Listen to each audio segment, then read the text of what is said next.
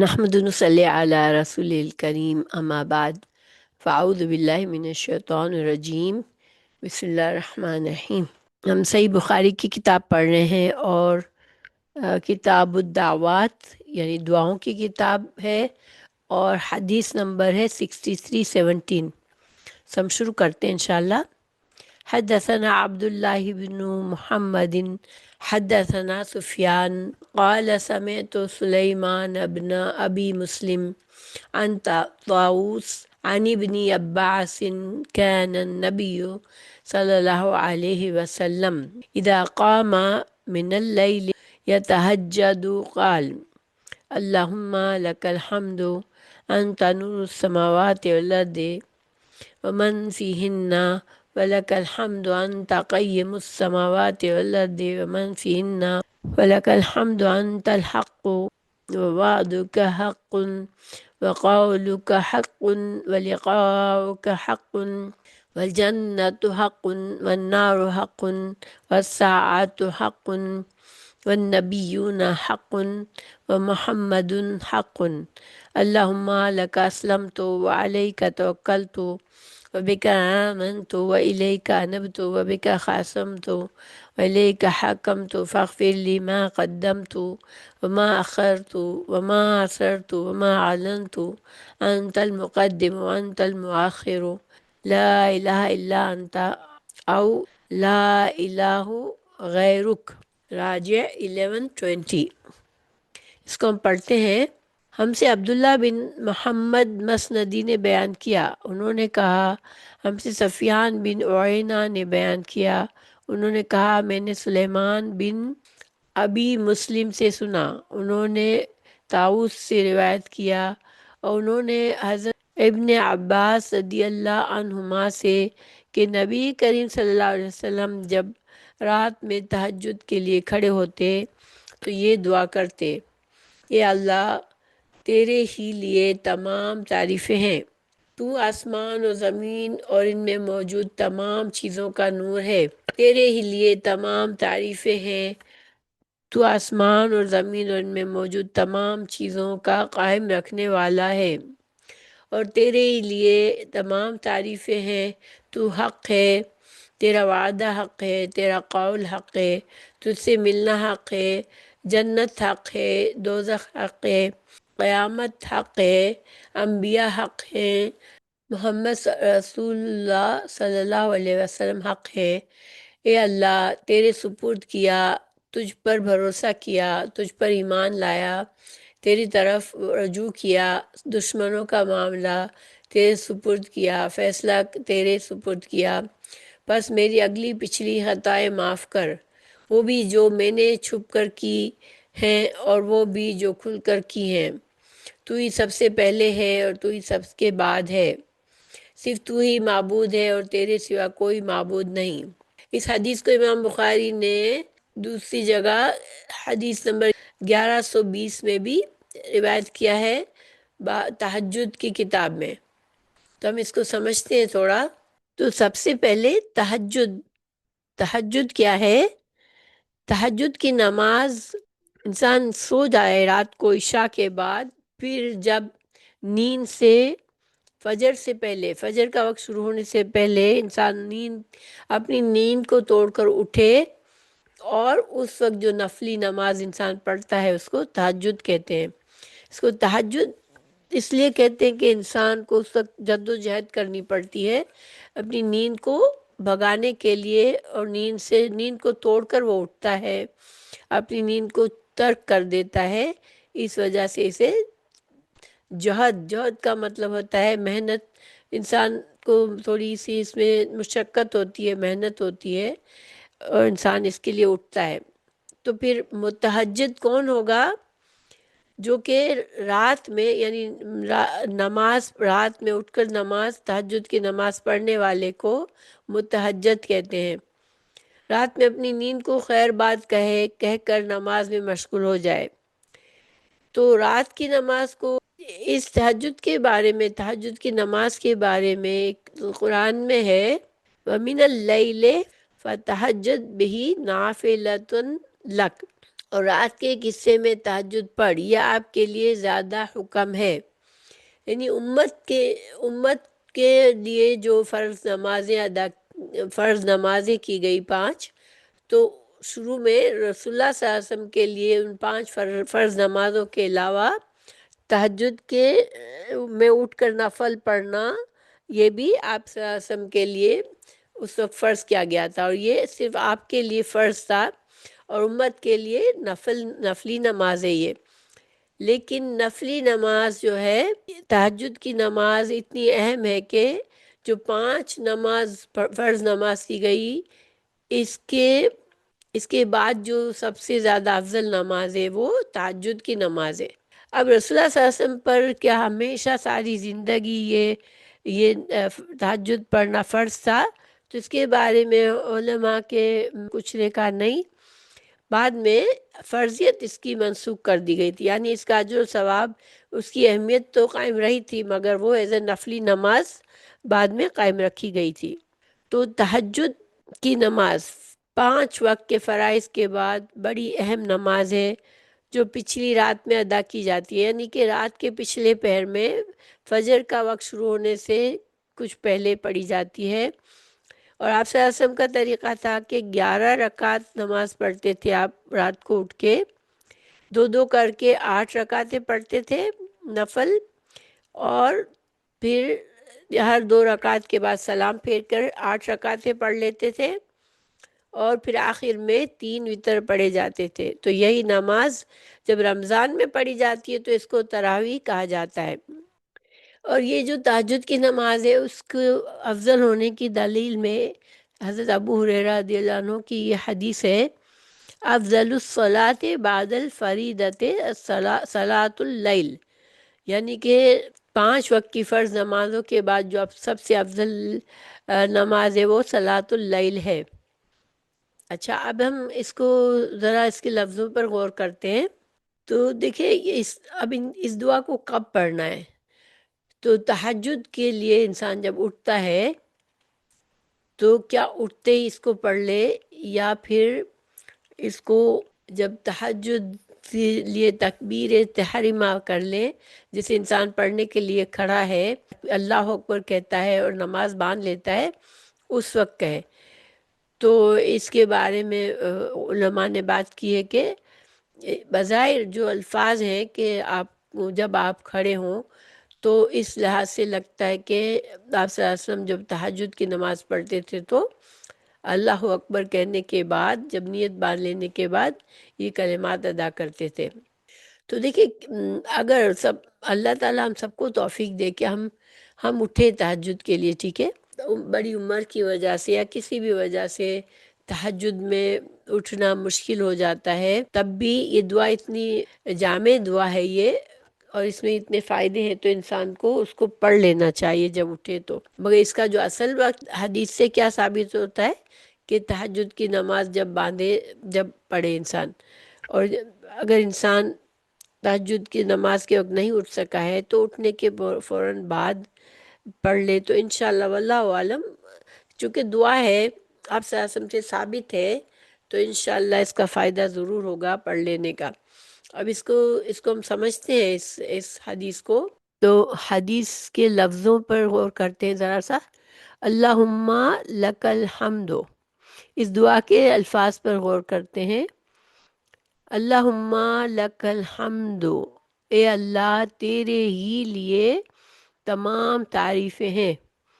تو دیکھیں، لک الحمد،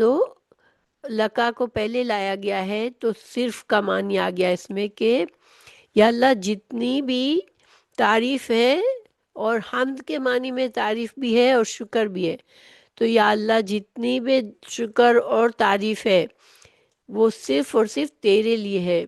یعنی اللہ سبحانہ تعالیٰ کی ذات کے علاوہ کسی کے لیے حمد نہیں ہوتی، حمد صرف اللہ تعالیٰ کے لیے ہوتی ہے۔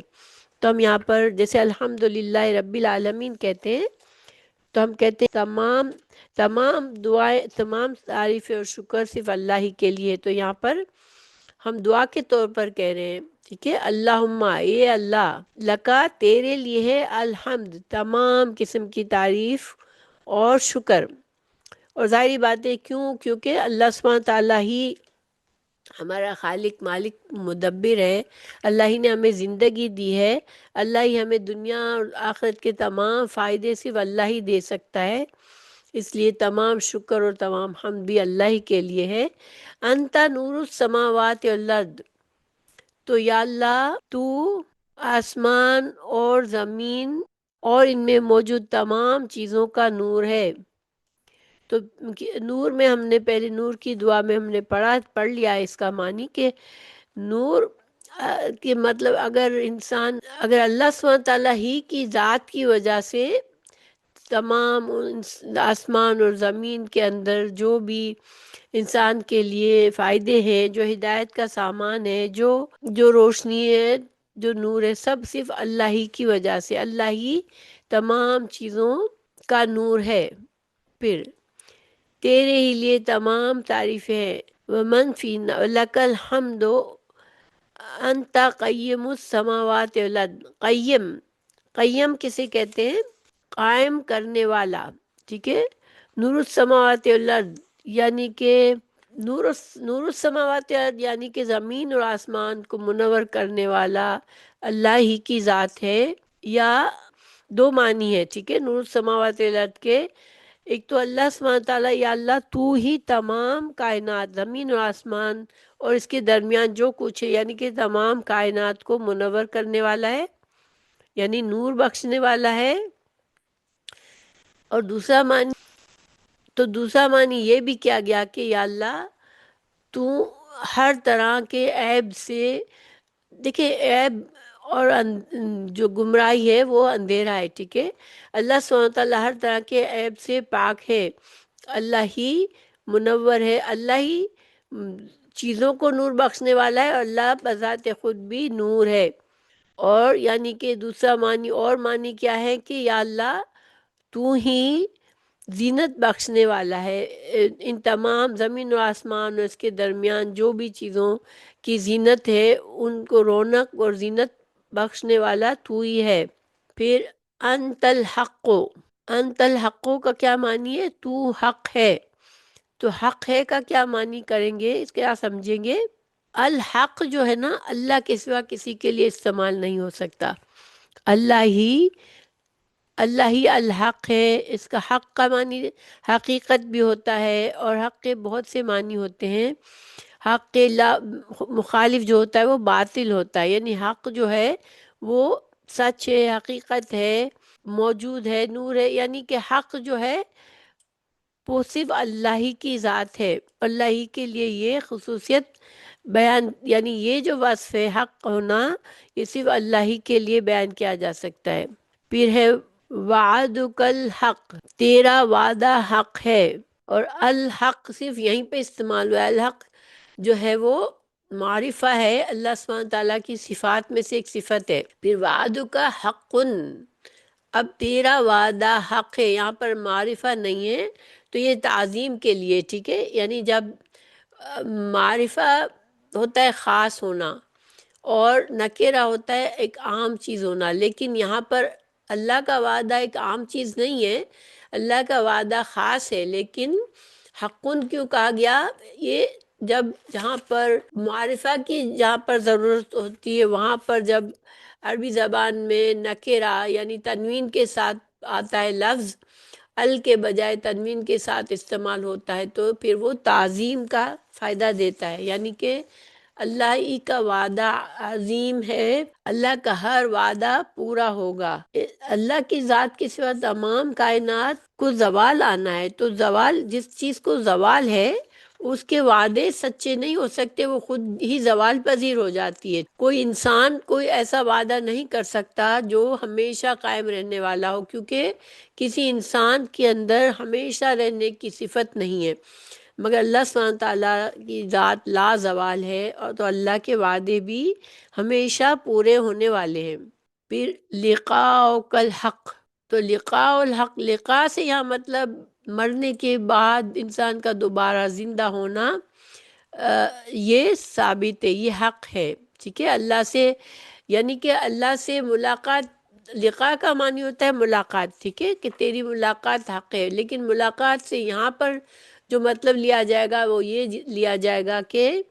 اللہ تعالیٰ انسانوں کو مرنے کے بعد اٹھائے گا تاکہ وہ اسے حساب کتاب کرے اور اس کے اعمال کے مطابق اسے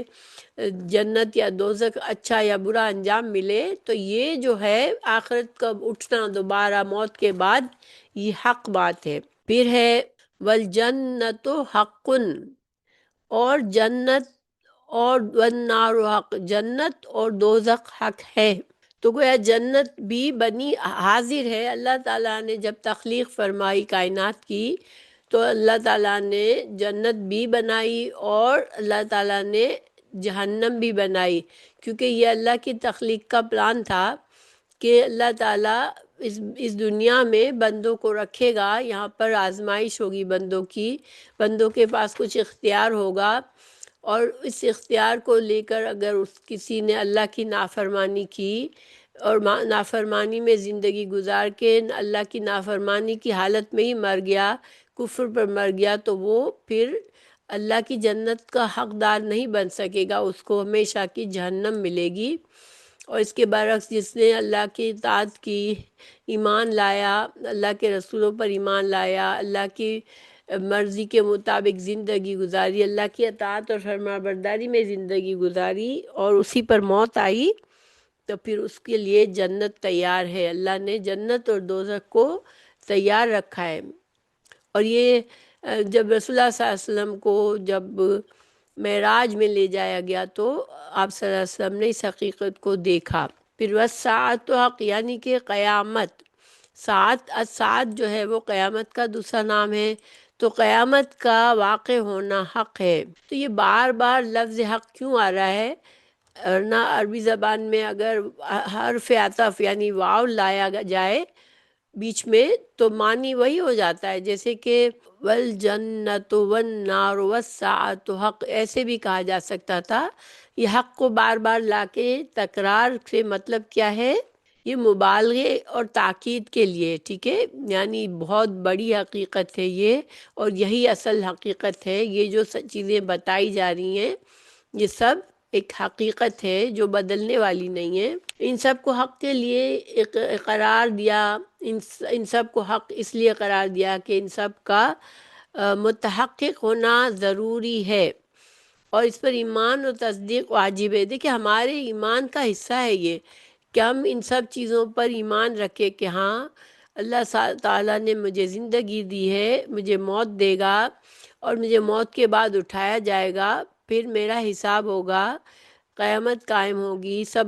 اور پھر حساب کتاب ہوگا، پھر جنت اور دوزخ میں لوگوں کو لے جایا جائے گا ان کے اعمال کے مطابق۔ یہ سب کا سب ایمان کا حصہ ہے، اس لیے اس میں مبالغہ، حق میں بار بار اس کو ریپیٹ، بار بار حق کو، لفظ حق کو استعمال کر کے مبالغہ اور تاکید پیدا کی گئی ہے۔ اور کوئی انسان ایمان کسی کا کامل نہیں ہو سکتا اگر وہ ان چیزوں کا انکار کرے کہ نہیں، میں نہیں مانتا کہ جنت ہے، میں نہیں مانتا کہ مجھے اٹھایا جائے گا، میں نہیں مانتا کہ اللہ نے کافروں کے لیے دوزخ جہنم بنائی ہے۔ تو جو انکار کرتا ہے ان چیزوں کا پھر اس کا ایمان نہیں ہے۔ والنبیون حق، تمام انبیاء کرام، حضرت آدم علیہ السلام اور اس کے بعد اللہ سبحانہ تعالیٰ نے بے شمار انبیاء کرام بھیجے بندوں کی ہدایت کے لیے، اور ہم اس پر ایمان لاتے ہیں۔ اس پر ایمان لانا دین ایمان کا حصہ ہے۔ ہمیں ہر تمام انبیاء کے جو اللہ تعالیٰ نے بھیجے ان پر ان کو حق سمجھنا، یہ ہمارے ایمان کا حصہ ہے۔ پھر محمد حق، تو محمد صلی اللہ علیہ وسلم انبیاء میں شامل ہیں، لیکن یہ ان کی عزت اور ان کے مقام کی وجہ سے ان کو الگ سے تعظیم کے لیے دوبارہ ان کا ذکر آیا ہے۔ پھر اللہم لک اسلمت وعلیک توکلت، اے اللہ میں تیرے سپرد کیا، میں نے اپنے آپ کو تیرے سپرد کیا اور تجھ پر بھروسہ کیا، وبک آمنت، اور میں تجھ پر ایمان لایا، وإلیک انبت، اور تیری طرف رجوع کیا، وبک خاصمت، اور دشمنوں کا معاملہ تیرے سپرد کیا، وإلیک حاکمت، اور فیصلہ تیرے سپرد کیا۔ فاغفر لی ما قدمت ما اخرت وما اسررت ما اعلنت، تو میری اگلی پچھلی خطائیں معاف کر اور وہ بھی جو میں نے چھپ کر کی۔ انت المقدم وانت المؤخر لا الہ الا انت او لا الہ غیرک، تو اور وہ بھی جو کھل کر کی، اور تو ہی سب سے پہلے ہے اور تو ہی سب سے بعد میں ہے، صرف تو ہی معبود ہے اور تیرے سوا کوئی معبود نہیں۔